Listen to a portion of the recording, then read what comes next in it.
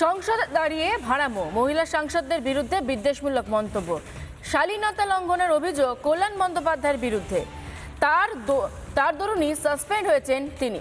কালীঘাট তৃণমূল বলছে সাসপেনশন দুর্ভাগ্যজনক। পাল্টা তৃণমূল ছেড়ে এনসিপিআইতে যোগ দেওয়া সদস্যদের দাবি উপযুক্ত শিক্ষা হয়েছে কল্যাণের। কল্যাণ বন্দ্যোপাধ্যায়ের মন্তব্য সংসদের জন্য লজ্জাজনক বলছে বিজেপি।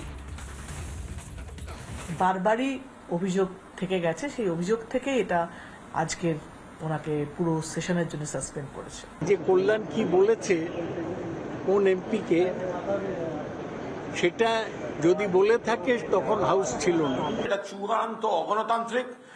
সাসপেন্ড করা যে ভালো হয়েছে। মহিলা সাংসদদের সঙ্গে অসভ্যতা, লোকসভা থেকে সাসপেন্ড কল্যাণ ব্যানার্জি। कल्याण बनर्जी जो इस सभा के सदस्य हैं, जिनका सभापति जी आपने भी नाम लिया है और जिन्होंने महिला सांसदों के साथ अभद्रता के साथ दुर्व्यवहार भी किया है, अतः उन्हें सत्र की शेष अवधि के लिए सभा की सेवा से निलंबित किया जाए। শ্রীরামপুরের সাংসদের সংসদে দাঁড়িয়ে ভাড়ামো নতুন কিছু নয়। লোকসভায় দাঁড়িয়ে কখনো প্রধানমন্ত্রীকে ভেঙচি কেটেছেন। चू कित कित भी खेल है, चू कित कित में चू धरा 400 में कित कित कित कित कित कित कित कित कित कित कित कित कित कित कित कित। কখনো তৎকালীন উপরাষ্ট্রপতিকে অশালীন অঙ্গভঙ্গি করেছেন।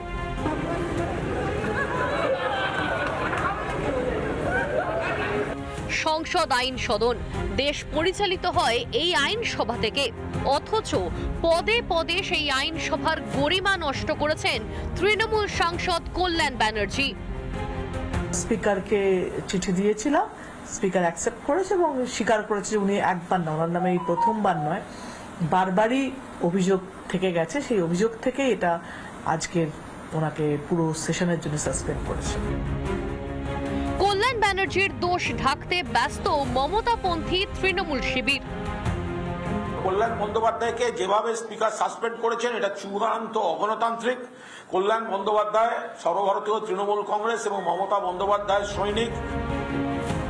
মমতাপন্থী তৃণমূল সাংসদের এই আচরণকে ঘিরে সংসদীয় রাজনীতিতে বিতর্কের ঝড়।